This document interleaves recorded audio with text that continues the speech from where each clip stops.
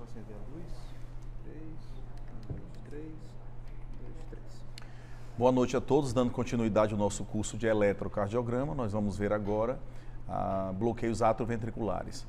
Vocês vão entender agora estão entendendo durante todo o curso o porquê daquela aula de anatomia do sistema eletrofisiológico. Porque com um bom entendimento da anatomia do sistema eletrofisiológico, nos permite, como eu mencionei para vocês, é um pré-requisito que nos permite todo um conhecimento acerca das aulas que estão acontecendo. Então, os bloqueios atrioventriculares não vão fugir também do nosso preceito, que é exatamente definir de maneira bem sucinta a anatomia do sistema elétrico do coração. Mais um pouco, relembrando mais uma vez, nós sabemos que o nó sinusal é um conjunto de células localizado no átrio direito, na desembocadura da veia cava superior. Do nó sinusal emergem 3 fascículos musculares especializados, o anterior, o médio posterior e o feixe de Bachmann, que vai em direção ao átrio esquerdo, levando o potencial de ação do nó sinusal. Esses 3 feixes especializados de condução, eles se dirigem ao nó atrioventricular. Percebam, isso é muito importante observar, que o nó atrioventricular, ele tem uma porção mais a nível supraventricular. Você tem com uma espécie de cabeça do nó atrioventricular, você tem uma espécie de um corpo e você tem o tronco do feixe His. Vale a pena já antecipar e falar que os bloqueios atrioventriculares são as alterações que ocorrem a nível do nó atrioventricular. Ou seja, há alguma alteração do potencial de ação que sai do nó sinusal em direção aos ventrículos. Então, os bloqueios atrioventriculares, eles prioritariamente ocorrem a nível do nó atrioventricular. E dependendo da localização desse bloqueio no próprio nó atrioventricular, nós teremos se esse bloqueio pode indicar ou não, por exemplo, o implante de um marcapasso cardíaco. E é isso que nós vamos ver agora nessa nossa aula. Bom, então vocês lembram que o potencial de ação sai do nó sinusal em direção ao nó atrioventricular. Quando chega no nó atrioventricular, ele sofre uma condução decremental, alentece o seu estímulo, retorna essa velocidade no tronco do feixe His e aí vai ramo direito, ramo esquerdo, ramificações de Purkinje, de maneira que em cada cardiomiócito nele chega uma fibra de Purkinje, levando o potencial de ação que ocorreu, que nasceu no nó sinusal. Então, em se falando dos bloqueios atrioventriculares, nós podemos dividi-los em o bloqueio AV do primeiro grau, o bloqueio AV do segundo grau, que ele se subdivide em bloqueio AV do segundo grau tipo 1, ou de quem o denominou pela primeira vez, o indivíduo denominado Wenckebach, ou Mobitz tipo 1, o bloqueio AV do segundo grau tipo 2, ou Mobitz 2, o BAV do tipo 2:1, que é uma classificação à parte, por fim, o bloqueio AV de grau avançado e, finalmente, o bloqueio AV do terceiro grau ou bloqueio atrioventricular total. Então, mais uma vez, recapitulando a nossa aula de eletrofisiologia do sistema de condução, nós sabemos que ocorre inicialmente o estímulo do nó sinusal, que deflagra a ativação dos átrios, gerando a onda P, que a onda P é a ativação de ambos os átrios, na primeira metade átrio direito, na segunda metade átrio esquerdo. A seguir nós temos o segmento PR, que é exatamente o estímulo atravessando o nó atrioventricular, que somando-se com o átrio forma o intervalo PR. O intervalo PR vai do início da onda P ao início do QRS. Então, é algo extremamente fácil, simples, de fácil entendimento as aulas de bloqueios atrioventriculares. O bloqueio atrioventricular do primeiro grau nada mais é do que um retardo na condução do potencial de ação dos átrios em direção aos ventrículos.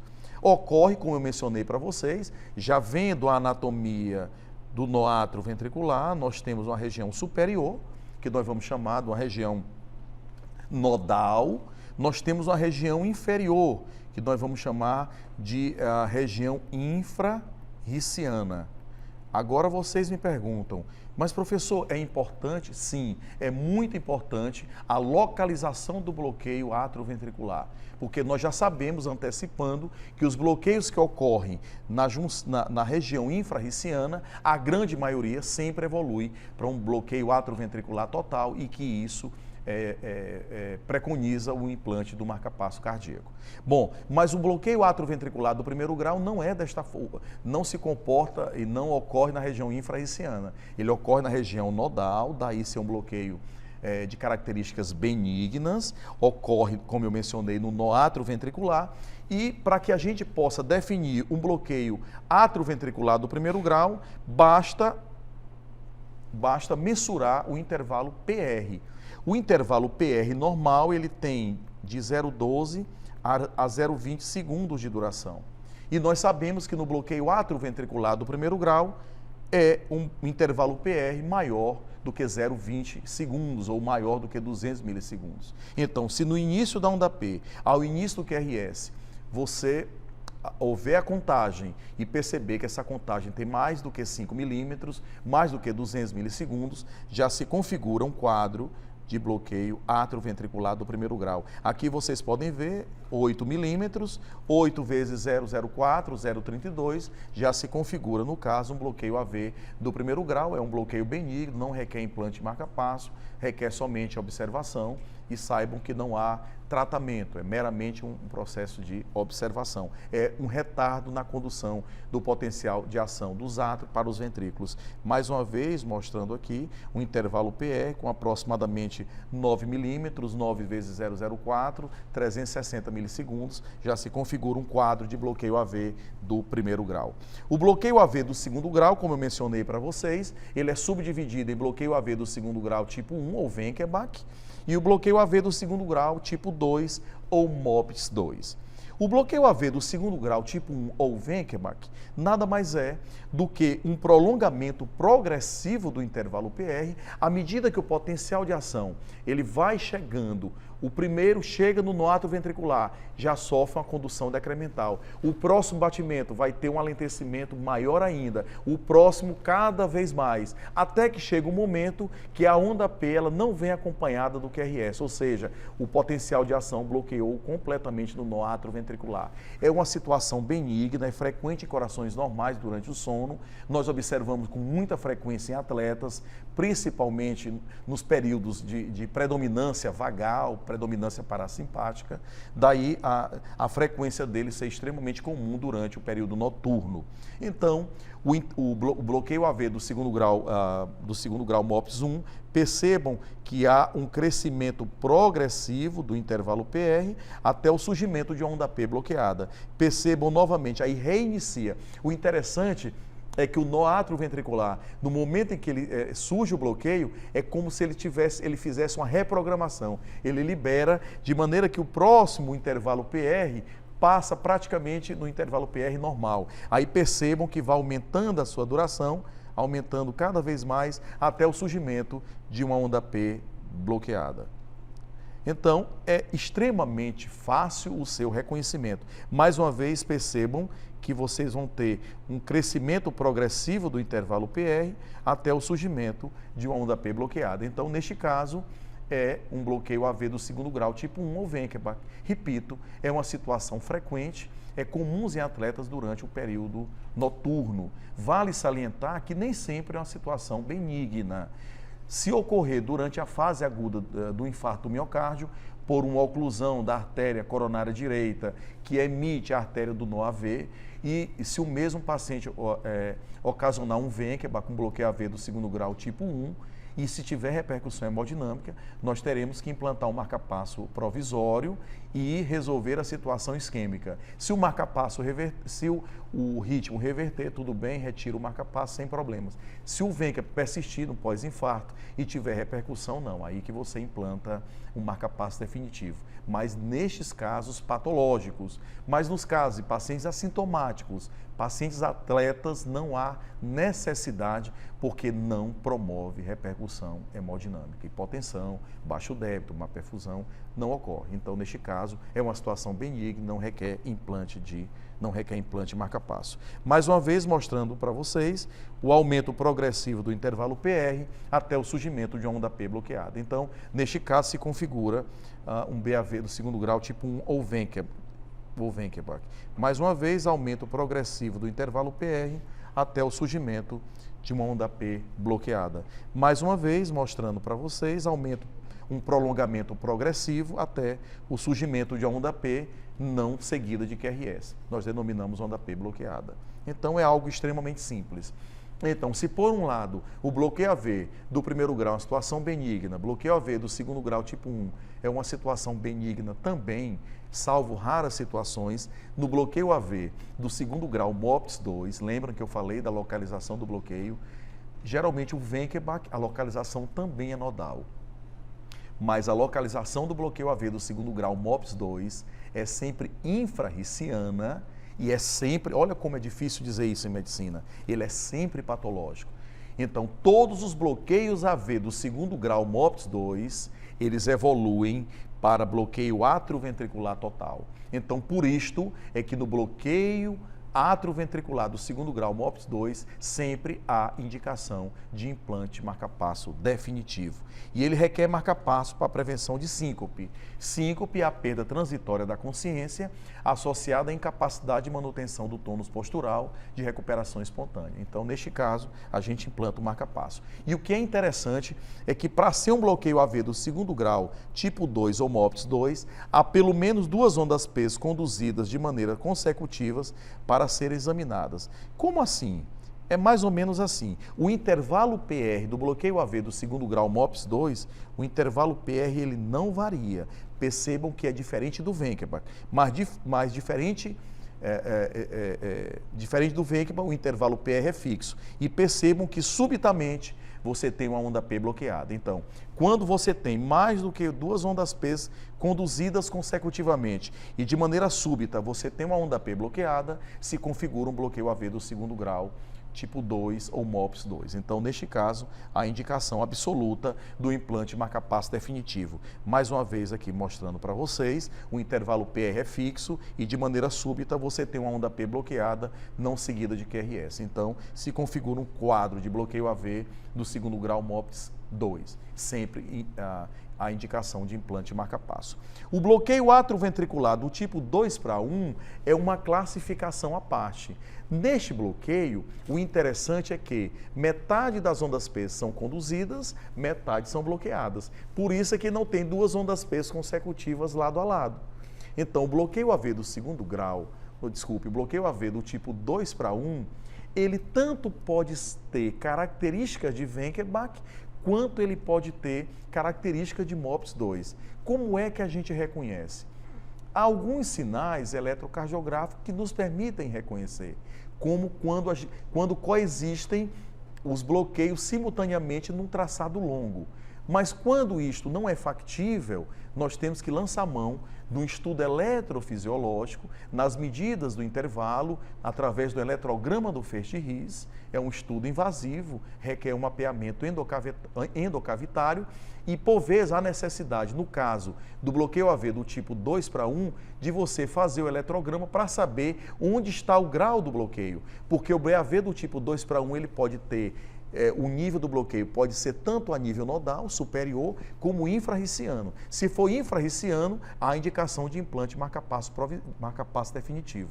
Se for a nível nodal, é um acompanhamento porque ele tem características de Wenckebach. E diferente, como eu mencionei, do bloqueio AV do tipo 2/1, há pelo menos 2 ondas P consecutivas conduzidas no MOPS 2. No BAV do tipo 2/1, isto não ocorre, ou seja, é uma onda P conduzida e vejam bem, o prolongamento do intervalo PR só ocorre no Wenckebach, nestes não ocorre. O intervalo PR ele é fixo, tá certo? Então, P conduzida é P seguida de QRS, P bloqueada é P não seguida de QRS. tá certo? Então, P conduzida, P bloqueada, P conduzida, P bloqueada. Percebam que metade das ondas P conduzem, metade são bloqueadas. Então, neste caso, se configura um bloqueio AV do tipo 2:1. Então, ele pode pertencer ao BAV do segundo grau tipo 1 ou tipo 2, como mencionei para vocês. E caracterizando pela relação de duas ondas P para cada complexo QRS. E não existirão duas P conduzidas consecutivamente para serem examinadas. Ou seja, é P que conduz, P que bloqueia, P que conduz, P que bloqueia. Mais uma vez, mostrando para vocês, metade das P's conduzidas, metade das P's bloqueadas. Mais uma vez, mostrando o intervalo PR fixo, onda P conduzida e onda P bloqueada. E o bloqueio AV de grau avançado, até então, era somente uma onda P bloqueada. No bloqueio AV de grau avançado, você tem duas ondas P's bloqueadas ou mais lado a lado. Você pode ter duas ondas P's lado a lado bloqueadas, três ondas P's e assim sucessivamente. Neste caso, no BAV de grau avançado, sempre há indicação de marca-passo definitivo. E no BAV do tipo 2:1, se ele tiver característica de MOPS 2, ou seja, se o intervalo HV for aumentado, também no BAV do tipo 2:1 tem indicação de marca-passo definitivo. Então, BAV de grau avançado é quando você tem duas ondas P ou mais consecutivamente lado a lado bloqueadas. Então, percebam aqui, ó, uma onda P, duas, a terceira que conduz, aqui uma que bloqueia, mais ou menos, outra que está praticamente conduzindo. Aqui você tem três ondas P bloqueadas, três ondas P, duas bloqueadas e uma que conduz. Duas bloqueadas e uma que cai retrogradamente. Então, aqui se trata de um BAV de grau avançado. Eu queria que vocês prestassem atenção no traçado superior de letra A, e vocês podem observar neste traçado, e ele é muito didático, porque ele me mostra vários bloqueios simultaneamente, para que nós possamos raciocinar. Então, percebam no traçado de letra A, um complexo QRS seguido, uma onda P seguida de um complexo QRS. A seguir, uma P bloqueada, P seguida de um complexo QRS. Então, aqui se configura um bloqueio AV do tipo 2:1. Mas percebam, aqui é a continuação daqui. Então, percebam que um BAV do tipo 2:1 vem, de repente, olha só, um BAV do tipo 2:1 que está evoluindo para um BAV de grau avançado, duas ondas P consecutivas bloqueadas. E aí conduz novamente duas ondas P conduzidas e uma P subitamente bloqueada. Então, percebam, e aqui volta a conduzir, aqui é a continuação, ondas P conduzidas consecutivamente, de maneira que você tem aqui, vejam bem, 4 ondas P bloqueadas para uma onda P conduzida. Professor, me traduza esse traçado, todo esse traçado eletrocardiográfico. É simples, é um BAV do segundo grau MOPS 2, com características 2:1, que evolui para um BAV de grau avançado. Então, repetindo, é um BAV do tipo 2:1, vejam que ele é um MOPS 2, eu consigo observar isso no traçado eletrocardiográfico, com duas ondas P consecutivas. Então, já sei que esse bloqueio AV do tipo 2:1, ele tem característica MOPS 2. Percebam que são duas P conduzidas e uma P bloqueada. Então, nem preciso, neste caso, em se tratando de um BAV do tipo 2:1, recorrer a um eletrograma do First-His. Eu já sei que esse 2:1 é de característica MOPS 2 e que ele está também evoluindo para um BAV de grau avançado. Então, neste caso, se configura diferentes graus de bloqueio e esse paciente tem, sim, indicação de marca-passo definitivo. Mais uma vez, mostrando P's bloqueadas consecutivamente até o surgimento. Ó, 3 ondas P's, sendo duas bloqueadas consecutivamente e uma conduzindo. Então, se configura um BAV de grau avançado, indicação de marca-passo definitivo. E para concluir nossa aula, um bloqueio atrioventricular total é quando todo e qualquer potencial de ação que nasce nos átrios, eles não passam para os ventrículos. Os ventrículos, eles são comandados por um ritmo de escape. Então, você tem o nó sinusal deflagrando o potencial de ação e você tem um bloqueio no nó atrioventricular e o ventrículo com a frequência menor através de um escape. Então, por aí, nós já temos que concluir que a frequência atrial de ondas P, elas são maiores do que a frequência ventricular, porque quanto mais inferior for a região onde o foco está deflagrando o potencial de ação, menor será a frequência. Então, o escape ventricular, obviamente, ele vai ter uma frequência menor do que a frequência sinusal. Então, percebam a onda P que cai nos mais diferentes lugares. Então, percebam que ela cai por sobre a onda T, cai dentro do complexo QRS. Então, percebam aqui a frequência atrial, é isso aqui. Percebam a frequência ventricular. Vejam como é totalmente diferente e menor. Então, quando não há nenhuma relação entre as ondas P e o QRS, se configura um quadro de bloqueio atrioventricular total. Percebam aqui, vejam a onda P caindo nos mais diferentes lugares, diferentemente da frequência ventricular. Então, quando há uma total independência na relação entre as ondas P e o QRS, é um quadro de bloqueio atrioventricular total. Mais uma vez, mostrando as ondas P. Ah, professor, mas aqui está conduzindo. Tudo bem, será que está? Mas por que aqui não está? Essa cai dentro do QRS, não está. Essa cai após o QRS, essa cai dentro da onda P. Então, não tem. Então, vocês percebam que há uma relação de ondas P. Olha, a frequência é exatamente a mesma, tá vendo? E percebam que a frequência ventricular é diferente. Então, há uma total dissociação entre as ondas P e os complexos QRS. Neste caso, se configura um bloqueio AV total ou de terceiro grau. Então, recapitulando, o bloqueio AV do primeiro grau é um prolongamento do intervalo PR maior do que 200 milissegundos em adultos e maior do que 180 milissegundos em crianças. Esqueci de mencionar em bloqueio atrioventricular. Em crianças, se você tiver um bloqueio AV, um intervalo PR, desculpe, maior do que 180 milissegundos, já se configura um BAV de primeiro grau. Em adultos, maior do que 200 milissegundos. Um BAV do segundo grau, tipo 1 ou Wenckebach, é um prolongamento progressivo do intervalo PR até o surgimento de uma P bloqueada. Aqui se configura um Wenckebach. Cada vez mais tem dificuldade de passagem no átrio ventricular.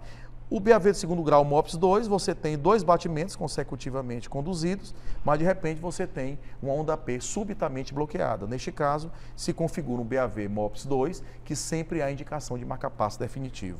O BAV do tipo 2:1, ele pode tanto ter características de Wenckebach como de MOPS 2, vai depender da sua análise.